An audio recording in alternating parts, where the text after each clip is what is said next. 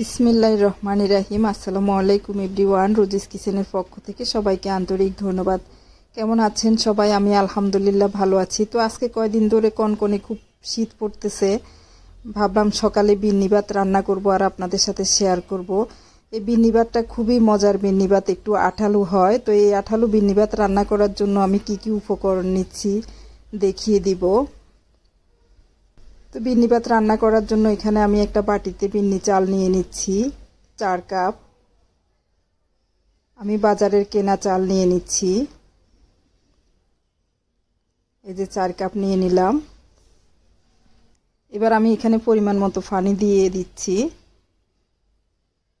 এবার হাত দিয়ে কষলিয়ে ধুয়ে ফেলবো চালগুলা। ধুয়ে আমি 2 ঘন্টার মতো ভিজিয়ে রাখবো। তো এখানে ছিদ্রযুক্ত একটা ঝুড়ি নিয়েছি, ঝুড়িতে আমি ধুয়ে নিব। এদিকে চুলায় পানি বসিয়ে দিয়েছি। এই যে ঝুড়িতে চালগুলো ধুয়ে নিলাম, পানিতে ব্লক এসে গেছে। এবার আমি চালগুলো বসিয়ে দিচ্ছি, এই যে ঢাকনা দিয়ে দিচ্ছি ঠিক আধা ঘন্টার জন্য। তো এই যে আধা ঘন্টা পরে বিন্নি ভাত হয়ে গিয়েছে সিদ্ধ।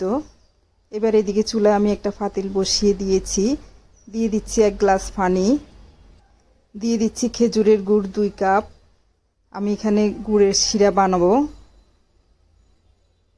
এবার দিয়ে দিচ্ছি নারিকেল কোড়া 1 কাপ, একদম ভরে ভরে 1 কাপ দিয়ে দিয়েছি। আমি একদম মেপে মেপে দেখাচ্ছি, নতুন রাঁধুনি যারা তাদের রান্নার সুবিধার্থে।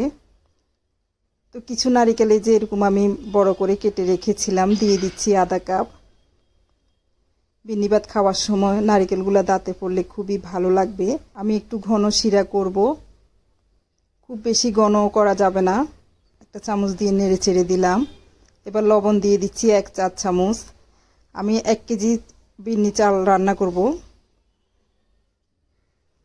লবণটাও মিশিয়ে নিলাম। এবার এই যে শিরা হয়ে গিয়েছে, এবার সিদ্ধ করা বিন্নি ভাতগুলো দিয়ে দিচ্ছি। এবার আমি চামচ দিয়ে ভালো করে মিশিয়ে নিচ্ছি শিরাটুকু। এই যে হয়ে গিয়েছে।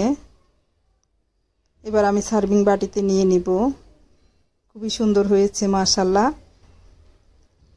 আমার এই বিন্নি ভাতের রেসিপিটা ভালো লাগলে একটা লাইক কমেন্ট শেয়ার করে দিবেন। ইউটিউব চ্যানেলে যারা দেখছেন তারা একটা সাবস্ক্রাইব করে ফেলুন। পাশে থাকা বেল আইকনটা ক্লিক করে সব সময় আমার রান্নার নতুন নতুন ভিডিও দেখবেন। তো ধৈর্য ধরে এতক্ষণ আমার ভিডিওটা দেখার জন্য অসংখ্য ধন্যবাদ। আল্লাহ হাফেজ। আসসালামু আলাইকুম।